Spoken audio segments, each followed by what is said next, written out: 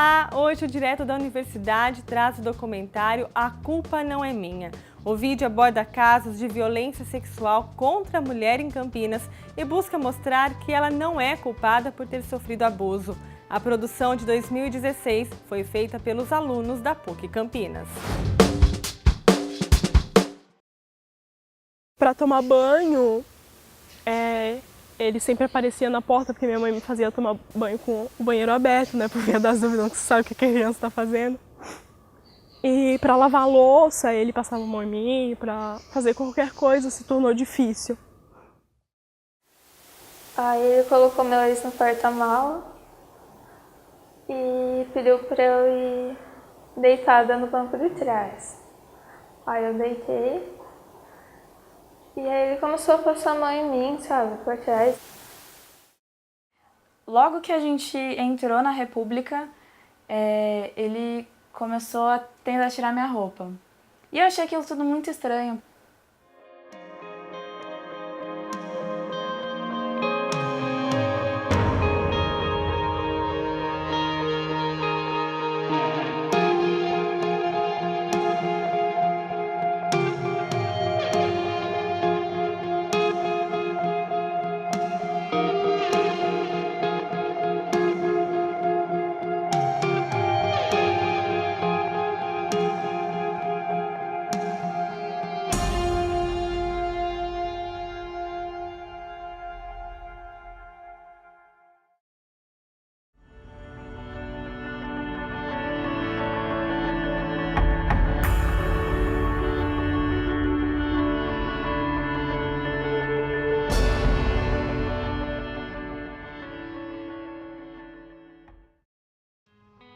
A minha mãe engravidou cedo, né, de um cara casado.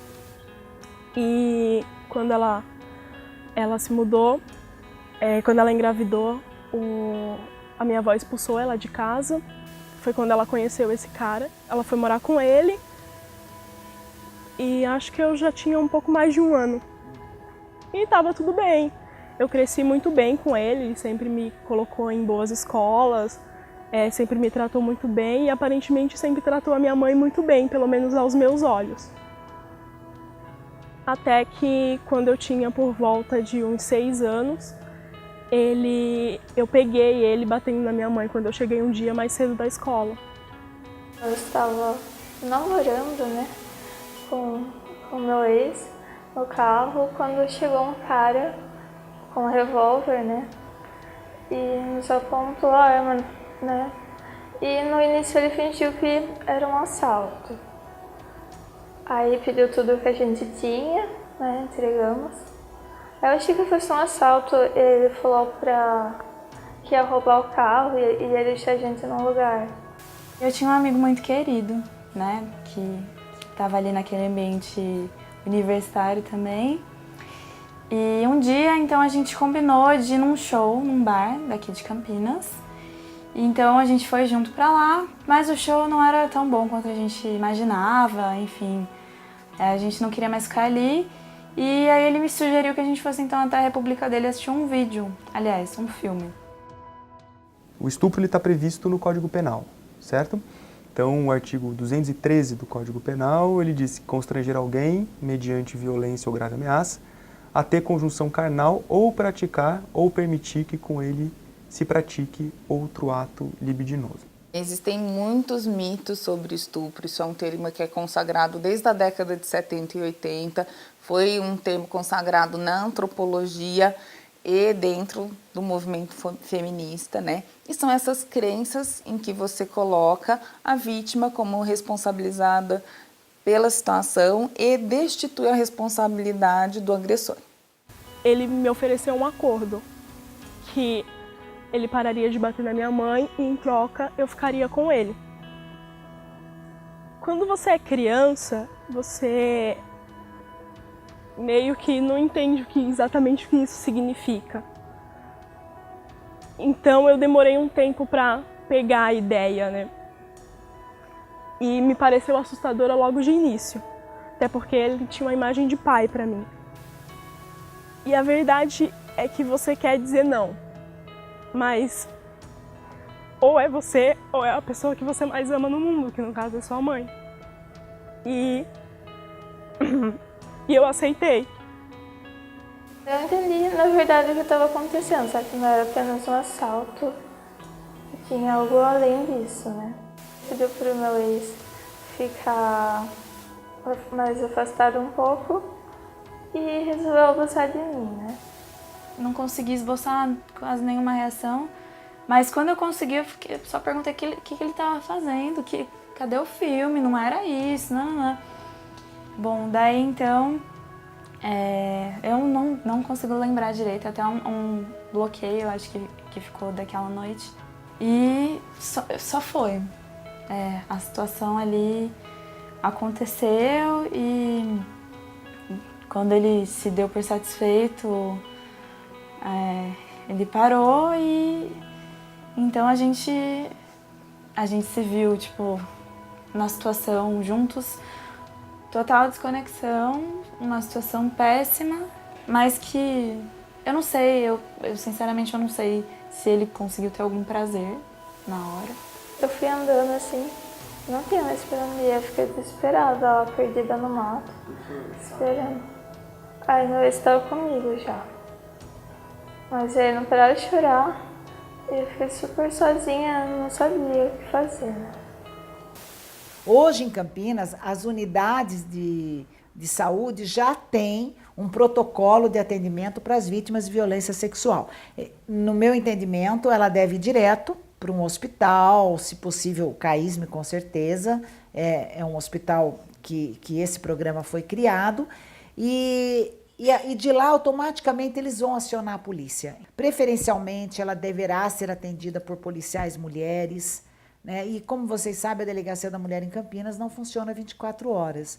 Então, a mulher vítima de violência sexual não vai esperar até o dia seguinte para ir na delegacia. O certo é que ela vá para um hospital que já tem um protocolo de atendimento e ela poderá, então, ter essa assistência psicológica, que é muito importante, né? Para depois ela poder narrar para a polícia. Uma mulher que foi vítima de violência, ela vai chegar no CAISM, que é o Hospital da Mulher Dr. José Aristodemo Pinotti, no CAISM, né?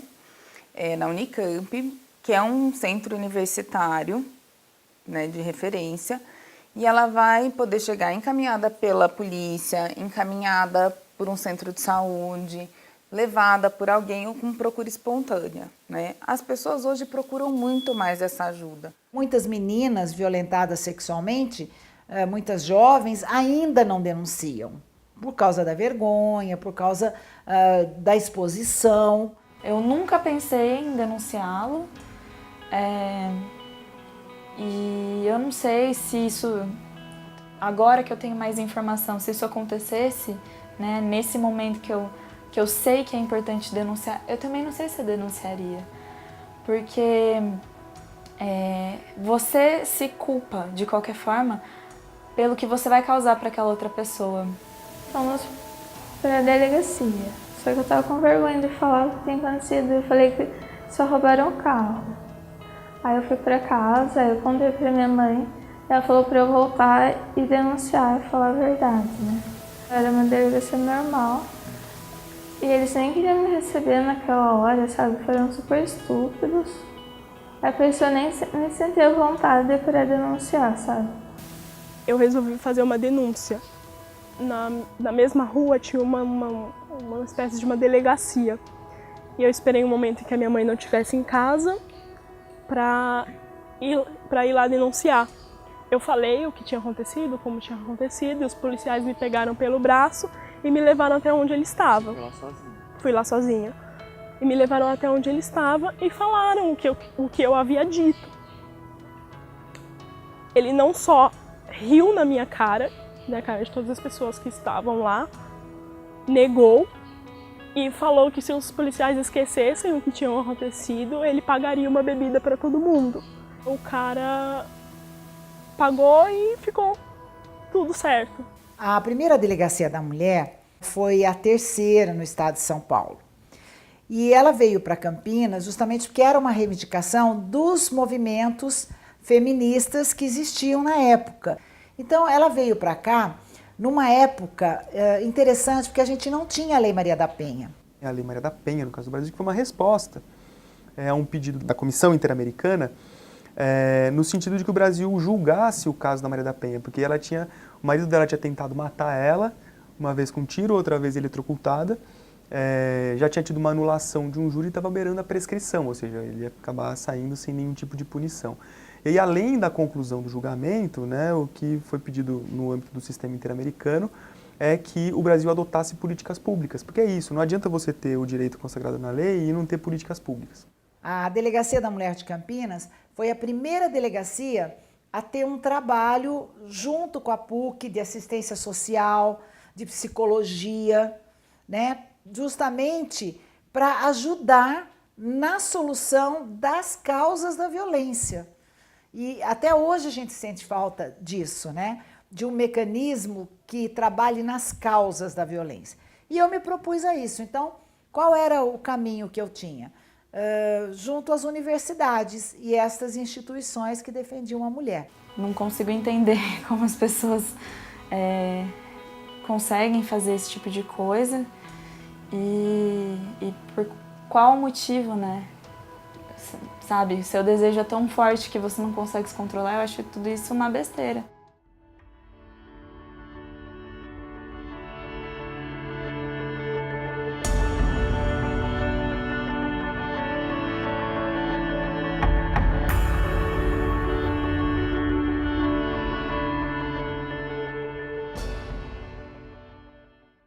Em relação ao ano passado, a lei já havia mudado, né? Então, o estupro, que antigamente era conjunção carnal, depois teve um acréscimo de outras condutas que são consideradas estupro. Então, mas do ano passado para cá, o aumento, é difícil dizer para você por que aumentou. Eu acredito que há um estímulo, há um apelo para a sexualidade. Eu acho que isso, aliado ao alcoolismo, ao uso de drogas, eu acho as músicas, a forma de dançar, enfim, o erotismo está muito no ar. E aí todos os fatores estão incluídos aí. Esse erotismo, que é vendido como o que de melhor pode acontecer para uma pessoa, né? A sexualidade bastante assim, aflorada, explorada, né? Essa objetividade da mulher como objeto sexual, como algo a ser conquistado, né? Hoje, não sei se é uma avaliação, eu posso parecer careta, mas ter uma mulher gostosa é a mesma coisa que ter um carro novo, um carro zero, entendeu? Existem a questão dos gatilhos, que, por exemplo, cada homem pode se atrair por uma coisa, que não necessariamente é algo sensual colocado pela mídia, por exemplo. Uma mulher muito bonita, com um corpo curvilíneo, né, usando os padrões de beleza brasileiro, por exemplo. É uma obsessão por algo. Não é pelo ato dele penetrar, talvez seja em causar dor, porque há todo um ritual em torno disso, né? Tem estupradores que têm rituais de como eles fazem isso, tem assédios que são muito pontuais. Então, são coisas muito importantes de serem olhadas, porque é patológico mesmo, é da ordem patológica. Você pode ser estuprado a qualquer momento no Brasil, então vamos falar, o que leva alguém a ser estuprado? O estuprador.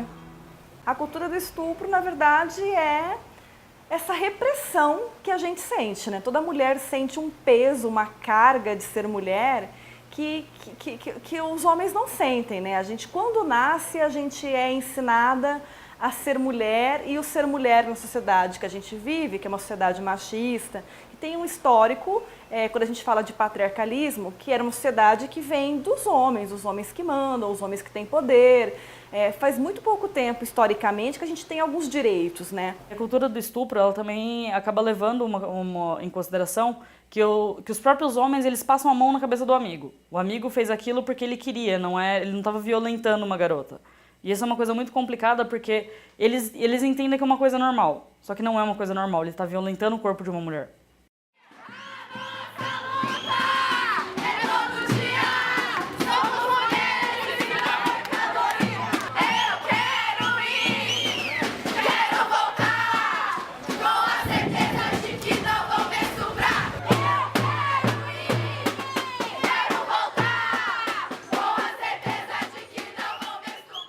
quando a gente vai pro ato, a gente vai pra rua, a gente vai realmente pra fazer barulho, pra poder incomodar mesmo, pra não pensar duas vezes. Né? E quando a gente vai pra rua, a gente quer resultado, a gente quer pelo menos um pouco de segurança.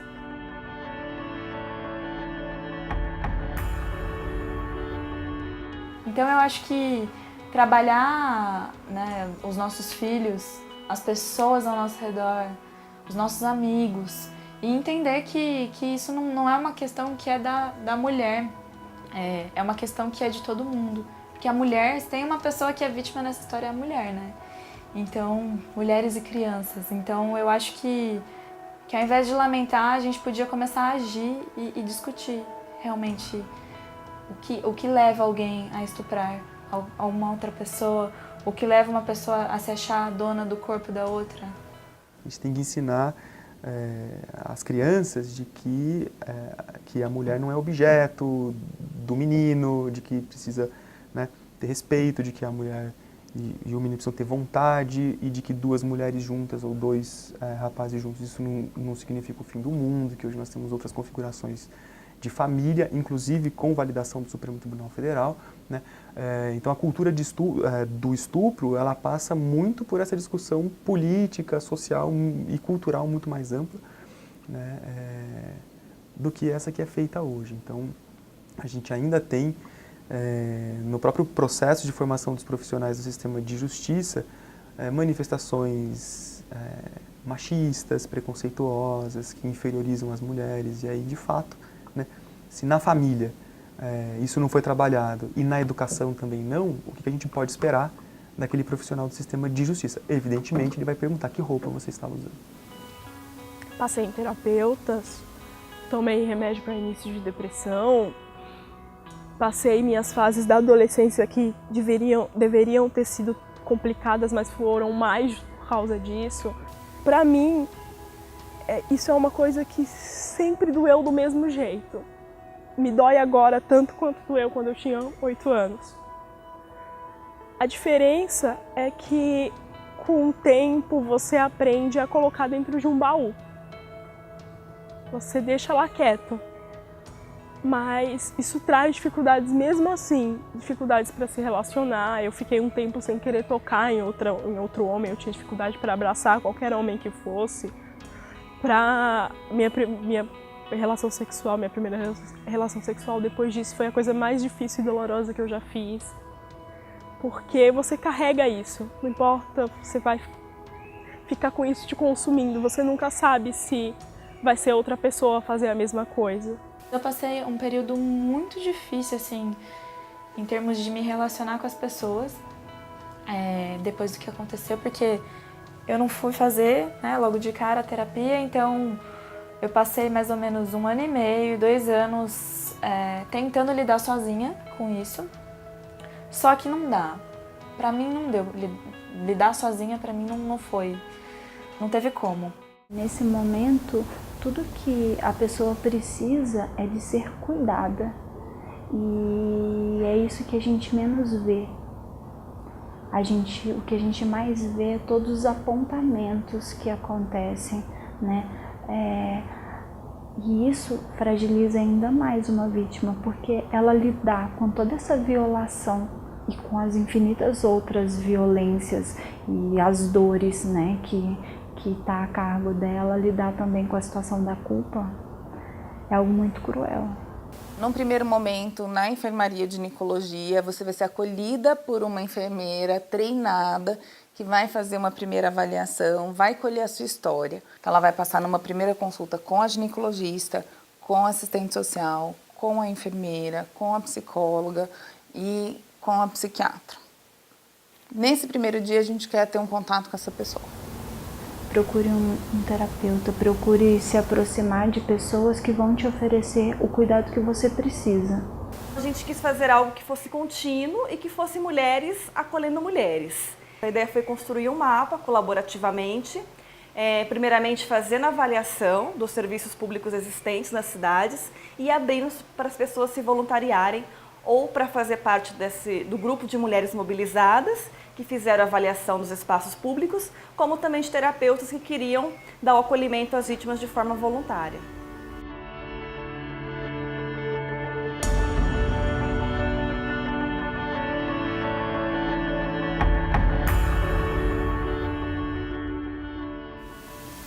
Não tem como esquecer, né? Mas tem como minimizar a dor, que foi o que eu tentei fazer com a psicóloga. Sem a força das pessoas que estão do seu lado, igual esse meu melhor amigo, minhas outras amigas, essa minha psicóloga que tem me ajudado tanto, que foi tão compreensiva também com toda a minha questão, sem a ajuda de todo esse pessoal, não teria melhorado tanto quanto eu sinto, né, que eu melhorei. Eu tenho 21 anos agora, mas quando eu volto a pensar naquilo, é como se eu nunca tivesse deixado de ser criança. Por isso que eu digo que isso é uma coisa que não dá pra superar. Não dá pra fingir que nunca existiu. Você não vai num psicólogo e volta curado. Não é um milagre, é um tratamento. Ajuda muito, isso é verdade. Ajuda a conversar, dizer, desabafar, ver que não é o fim do mundo. Dentro da psique de muitas mulheres, existe algo que entende intuitivamente que o conceito de curar está incluído na palavra saúde.